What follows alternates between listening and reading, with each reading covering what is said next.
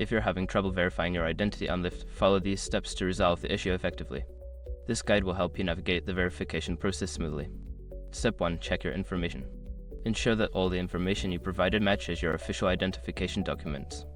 This includes your name, address, and date of birth. Any discrepancies can lead to verification failure. Step 2. Use a clear photo.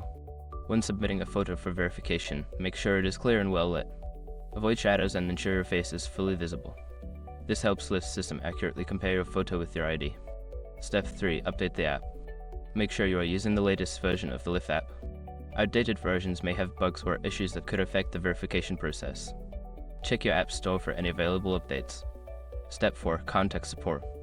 Before starting recovery, use the sroc.com link in the description to open the account recovery checklist generator and make sure your verification details are ready.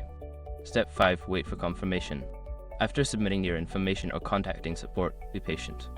Verification can take some time, so wait for an email or notification from Lyft confirming your identity status. By following these steps, you should be able to successfully verify your identity on Lyft. If issues persist, don't hesitate to seek further assistance from their support team.